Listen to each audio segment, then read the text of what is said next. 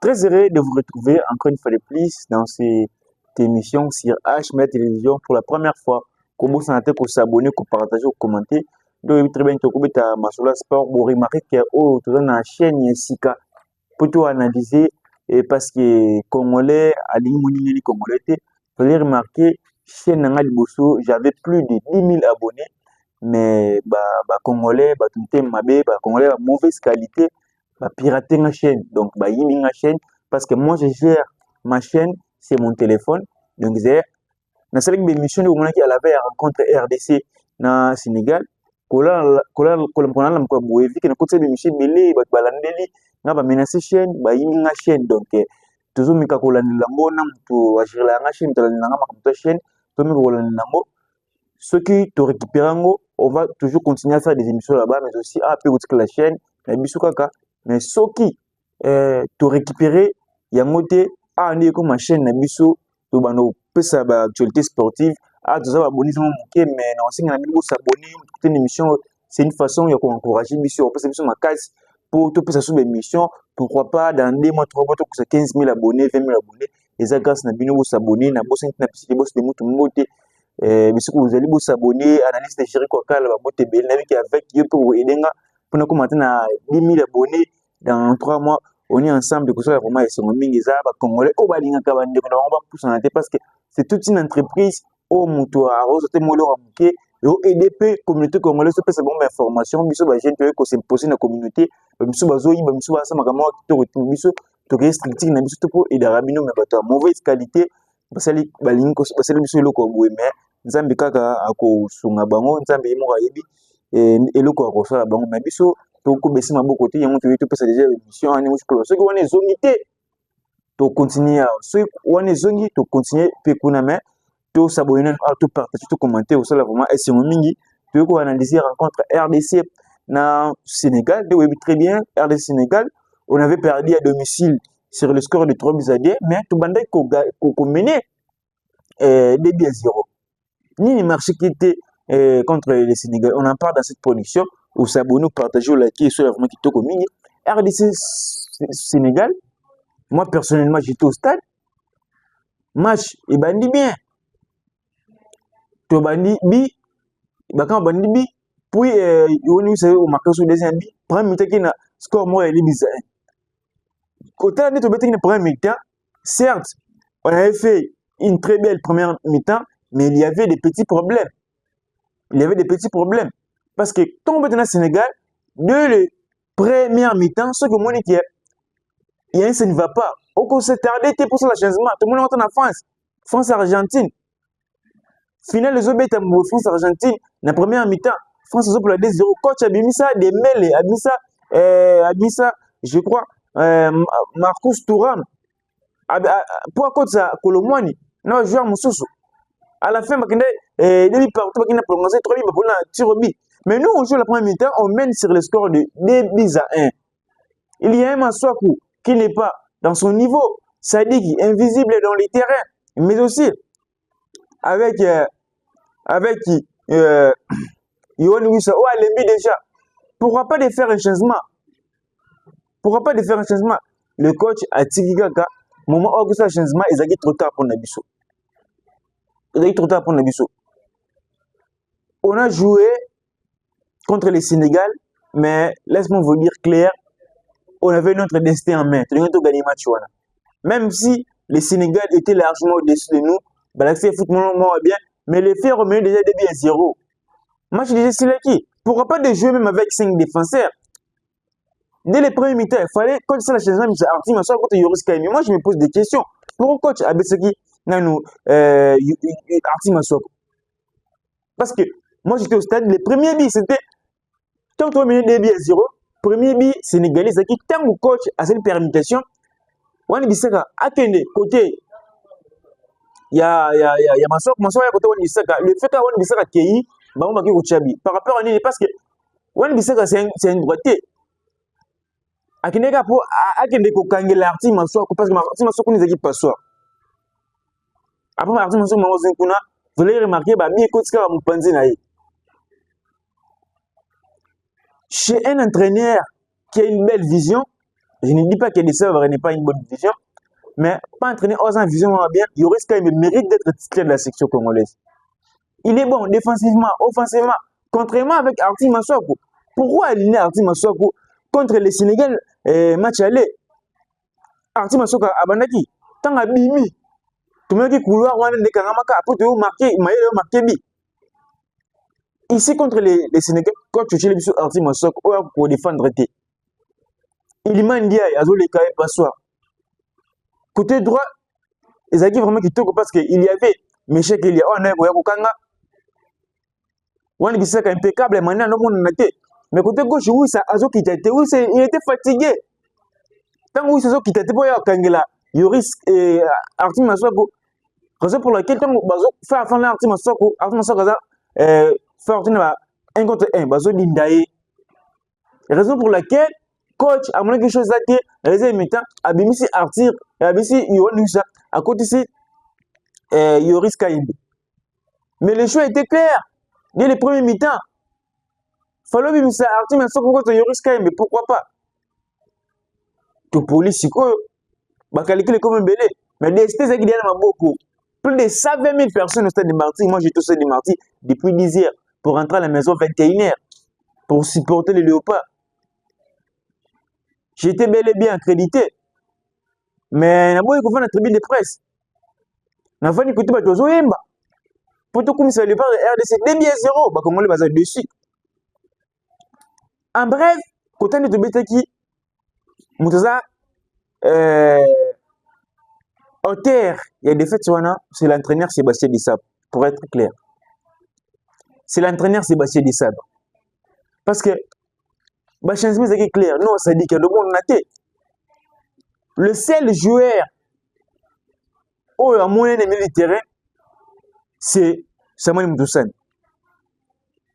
Et Bino Batoubolba, joueur en deuxième division, Bon, Alexis, il est capable de défendre. Si on avait des joueurs dans le terrain comme Moussane, on allait faire de bonnes choses. Et de KMB, il était là, comme Bounana. Non, ça dit qu'il est invisible dans le terrain. Donc, pour être clair, le problème est que Poto, c'est une attaque. Il y a Dimitri Bertoto, qu'on a été parce que Babi Moussou Dimitri Bertoto, qui a un mouvement pour Kolomoulango. Mais Taï Moutou est trahi. Donc, tout qu'on a été parce que Taï n'a pas qui est bon. Maintenant, la défense de Nabiso, on a des problèmes sérieux par rapport à Batubisika Chancel Mbemba. Déjà, lorsque vous titularisez des défenseurs centraux, on va attendre des GT, on va rythme. Vous laissez Tonze sur les bancs, vous laissez Bouchiri, Kampoadi, pour mettre Guillaume Bissika et Chancel Memba. Trop des erreurs pour Guillaume Bissika. Nzadi, il y a Nicolas Jackson. Erreur, il y a Bissika, il n'était pas vigilant. Donc, je vais attendre des GT. Je vais attendre des GT contre Tchébangouana, Chancel Memba. Il a fait toute une saison. Alors, mais là, montrer qu'il est capable. Batubisika, au moins, il a joué une saison à cette préparation, mais il n'arrive plus à ce qu'on défendre. Le problème de c'est que Batubisika a des fois bonne défense. Arti Massouakou Moupanzi, chez un entraîneur qui a une bonne vision, je le répète encore, Arti Massouakou ne mérite pas d'être titulaire. Même pendant la canne, il aime de se le prendre. Farafana Max allait Gradel. Il n'arrive pas à défendre devant un attaquant. C'est la centre de Tchabisobi. Alors pour défendre Iliman Diaïté, Arti Massouakou, il est bon défensivement, offensivement, zéro. Contrairement avec Yoris Kaimbe, il est bon défensivement et offensivement. Mon problème, tout ça, nango. Donc, il y a du Bissika. Arti Massouakou, Baboum Bisso. Mais le terrain, nous, à Sadiki, il était invisible. Il était invisible. Moi, j'avais fait une émission là-bas contre Sénégal. Fallait coach Acha Piquel. Fallait Piquel. Attends, parce que nous, ça dit qu'il me fallait Acha Piquel. Tu es un des récupérateurs. Mais si tu es des récupérateurs, encore, des militaires offensifs, nous, ça dit qu'il n'a pas de. Mais si on avait joué avec des récupérateurs, Piquel, n'a Moutoussa, mais tu dois défendre ma casse. Puis, non, ça dit qu'il est tu beti mutu ça minimum quand tu charges non ça dit qui invisible ozo mona te na attaque na biso Bakambu il a montré que il est le doyen de la sélection congolaise. Moupandi, il y avait Meche Kelia. Moupandi, Zaki Sousou, Yohan Wissa. Les états de mi-temps, coach, Azaya Moutouma, ça a trop changement. Abimisi Yoris Kayembe, Abimisi No Sadiki, Abimisi Na Yohan Wissa. Normalement, Abimisi, tant aux Obimisa, No Sadiki, au renforcement piquet. Pour te mettre des bis à 1. Obimisi Wissa, mon côté Moukou. Soit au changer système de jeu. Tu peux dire à 4-4-2. Obimisi Wissa. Au côté CND. Le choix était clair. Nous avons déjà un match où tout le monde a quelque chose à niveau ou à niveau. Donc, le système de jeu, c'est un match. Pendant le match. Mais, coach, ça l'a monté. Totalement, mais chaque année, malgré tout, c'est un problème le colo. Nous avons dit que banda avant, ils avaient déjà Wissa. Wissa, ballon en haut, Wissa, les mbé déjà après mi-temps, Wissa, les mbakina. Maintenant, Joël Roy Bongonda a bétité. Ceux qui Bongonda a niveau n'a été meilleur niveau, mais pourquoi vous sélectionnez Théo Bongonda?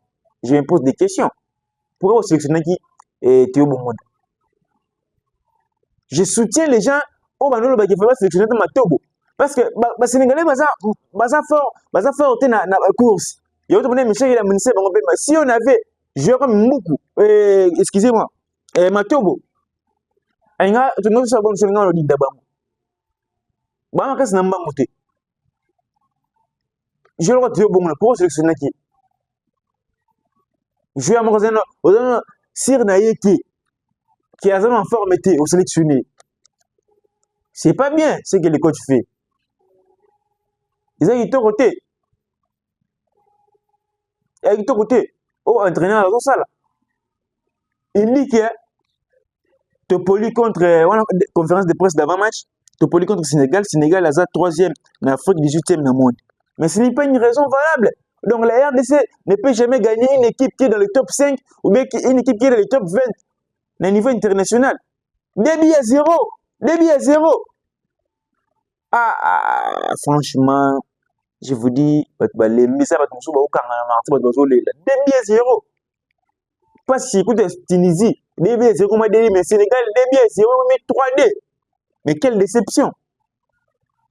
Coach a quoi pour maîtriser match. On comprend que le coach a maîtrisé le match. C'est clair. Dans le centre de Bissaka, dans le centre de Michel, pourquoi pas changer le système de jeu à 4-4-2, même avec Bakambu et Sene, Bakambu et Pesaka. La mauvaise politique, au tout cas, au quotidien, parce que non, sur la côté, il y a Tchakaka. Mais il y a un match avec son gabarit, Samuel Sene, ça allait être une très belle chose. Coach Abet qui était. Vous voyez le problème chez nous. Coach Abet qui était. C'est ça le problème. C'est ça le problème. Donc, on doit espérer toujours, parce que c'est le Congo, malgré la défaite, on doit espérer. Et tout ça en match. En octobre, on va jouer le 6 octobre contre le Soudan, contre le Togo à Lomé. Puis le 13 contre le Soudan ici à Kinshasa. Donc, biso à venir na biso c'est na mboko ya Mauritanie na Soudan du Sud. Ba compliqué Sénégal. Ba ça connait l'idée. Pour ça gagner les vous gagner des matchs là. Goal à virage Sénégal aura toujours les bosso. Donc destin biso c'est na mboko na bango balé Soudan du Sud na Mauritanie mort gagner Sénégal pour biso to gagner des matchs de qualification. Sinon toujours préparer barrage. Barrage au Rosala et leur mort facilité. To qui na gauche à droite ils avaient facilité. Vous voyez le problème? Ils avaient facilité. Destin, mais on a beaucoup de Chémé Tengani. Chémé Tengani. On est parmi les meilleurs 4e, donc on doit espérer toujours. Or, même ma meilleure 4e, on a tout en Mauritanie. Na Mauritanie, na décide de gagner Sénégal pour surtout gagner des matchs en tous aux qualifications directes pour choix vraiment exact. Donc, si je votre représentant Ira Maoui, ça va remarquer dans cette émission, mais nous avons vraiment la motivation pour la chaîne oh biso tozalaki nango wana, vous allez remarquer ça c'était une nouvelle chaîne, donc vous s'abonner, vous partager, pourquoi pas dans un mois, 2 mois, tout qui s'appelle 10 000 abonnés, et ils allaient en amour. Rien n'est tard, tant qu'il est la vie, il y a toujours de l'espoir, on doit toujours espérer. Et comme on a abonné, vous s'abonner, vous partager l'émission, vous commenter aussi là vraiment, et c'est mon ming. Donc, tout côté de la pour une émission Moussousou, kaka sur H Media Télévision, la chaîne émission Yassika, vous s'abonner, vous partager, vous commenter. Na bo santé analyste Jerry Koka, na puission mbote les prêtres des montres, na puission mbote monsieur Kozali, maman Sylvie Malonga et Mauvais, Crispin Kabou, na puission mbote bisika vous allez. On se retrouve à la prochaine pour une prochaine émission. Quant à moi, je vous dis au revoir.